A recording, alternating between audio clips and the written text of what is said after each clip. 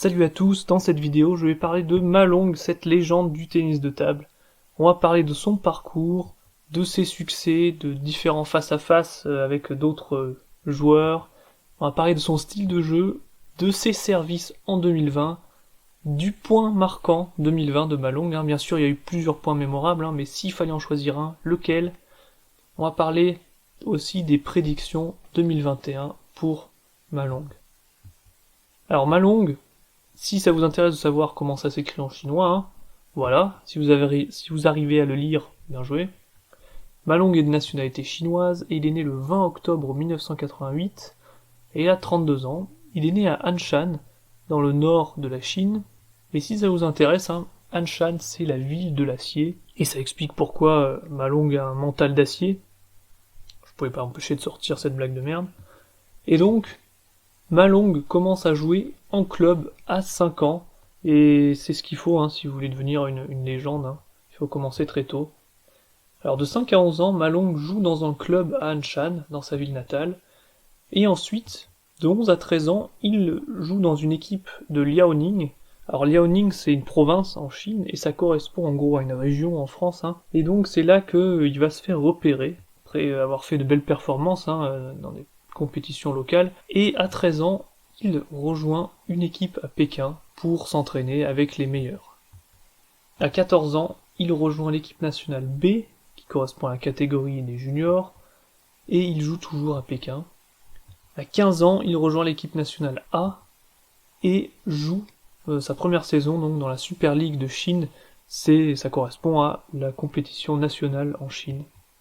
Et à 17 ans, il remporte son premier titre chez les seniors, en équipe, pas en simple, mais c'est quand même énorme à 17 ans de remporter un titre comme ça. Il a joué avec Wang Lichin, Ma Lin ou Wang Hao, de grands joueurs, donc énorme succès pour Ma Long à 17 ans. Si on parle de ce succès justement, si on regarde le classement mondial de tennis de table depuis 2004, on peut voir que Ma Long apparaît dans le top 20 en 2005, c'est-à-dire à l'âge de 17 ans. Belle perf. Et depuis, il est toujours dans le top 20. Alors, entre 2015 et 2017, il y a une grosse période de domination pour Ma Long, où il est premier mondial. Et maintenant, si on regarde ses meilleurs résultats en simple, on peut voir, donc déjà, si on parle des Jeux Olympiques, les Jeux Olympiques, je rappelle que c'est vraiment la compétition la plus intéressante et importante pour un joueur de tennis de table, parce que c'est déjà tous les 4 ans, donc c'est rare. Et en simple, il n'y a que 2 joueurs par nation qui peuvent être sélectionnés, et du coup c'est un honneur énorme de jouer pour son pays dans une compétition aussi énorme que les JO. Et Ma Long a été parmi les 2 joueurs en Chine en 2016 à Rio, et vous pouvez vous en douter qu'en Chine il y a tellement de concurrence, parce que c'est le pays du tennis de table, que pour Ma Long c'est quand même énorme d'avoir été sélectionné, et il a gagné face à Zhang Jike, son compatriote en finale. Il a gagné les simples au JO en 2016 à Rio, et ça c'est le plus grand succès. Ensuite il y a aussi les championnats du monde qui sont importants dans le monde du tennis de table. Il en a gagné 3. La Coupe du Monde, il en a gagné 2. Et donc ça fait un grand chelem pour Ma Long, ce qui est easy pour lui, mais c'est un des rares qui a réussi ça, quoi. C'est une performance énorme. Et donc on peut aussi dire que il a gagné 5 titres dans les grandes finales ITTF, il faut le faire aussi, et il détient 29 titres sur les World Tour, et c'est un record. Donc maintenant si on regarde les face-à-face, en comparant justement sur les World Tour Event, on peut voir que Ma Long gagne 15-5 face à Fan Zhendong, 22-10 face à Xu Xin, 16-4 face à Timo Boll.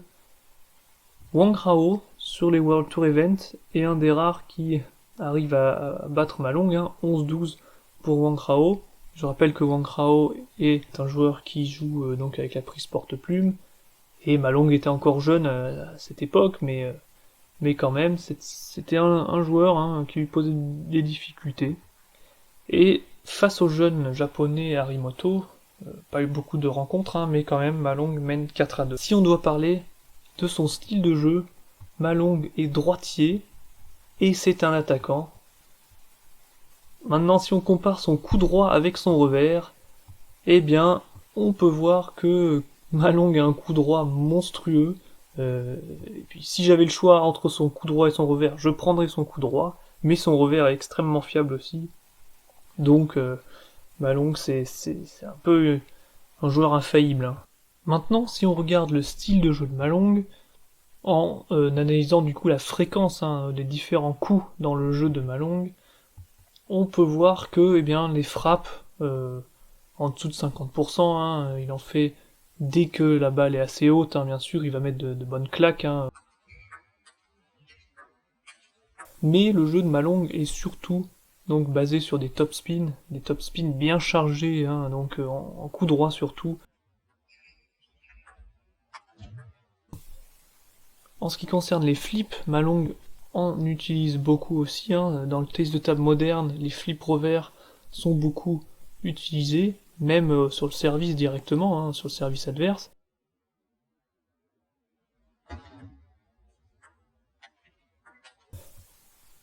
En ce qui concerne les blocs, Ma Long en fait aussi pas mal, mais surtout des chop blocks, comme on appelle ça en anglais, c'est-à-dire des blocs comme à la Kokiniwa, je sais pas si vous connaissez ce joueur japonais, Kokiniwa, je vous conseille de regarder des vidéos sur lui, où vous allez voir ces blocs, ces fameux blocs, qui donc impriment du backspin à la balle. Et ben ça, Ma Long en a utilisé quelques-uns dans la finale ITTF Grand Finals contre Fan Zhendong. Il a même gagné 2-3 points sur ces chop blocks.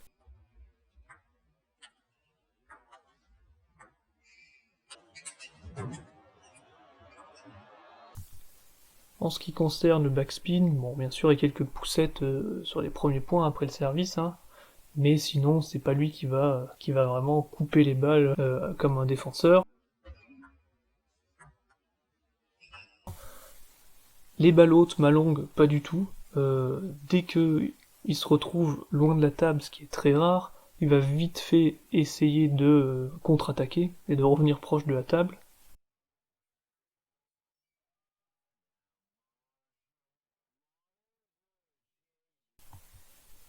Et au niveau de l'originalité, Ma Long bien sûr maîtrise tous les coups.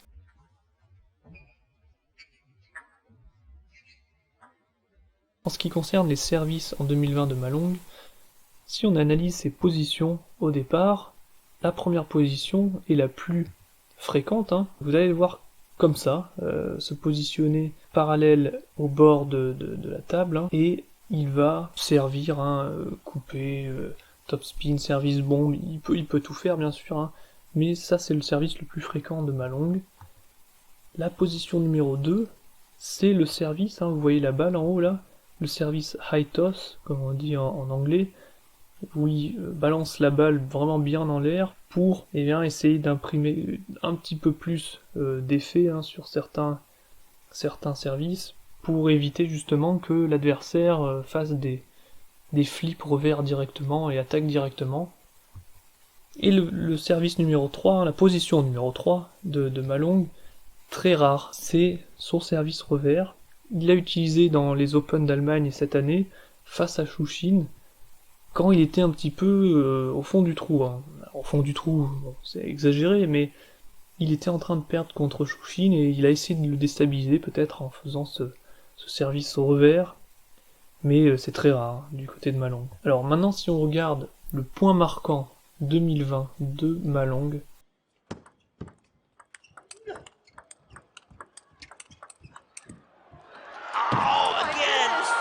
alors Ma Long a fait beaucoup de points mémorables en 2020, mais celui-là montre pour moi à quel point il est infaillible, fiable, et à quel point son feeling est impressionnant. Malgré un filet et un bord, il arrive à mettre un top tueur après, donc pour moi, voilà. C'est pour cette raison que j'ai mis ce point en point marquant en 2020. En ce qui concerne les prédictions, eh bien, la première grosse compétition qui était prévue initialement, c'était entre le 28 février et le 7 mars, c'était les championnats du monde par équipe à Busan, donc en Corée du Sud, mais en raison de la pandémie, c'est annulé malheureusement.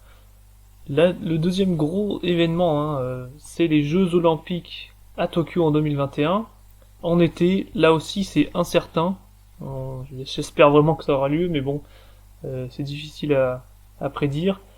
Ici, je pense que Malong ira vers une deuxième médaille d'or en simple. Alors, le truc, c'est qu'au JO, hein, en simple, il n'y a que 2 joueurs par nation qui peuvent jouer, donc c'est ça le défi, donc c'est un honneur énorme, surtout en Chine, hein, vous imaginez, il y a tellement de joueurs.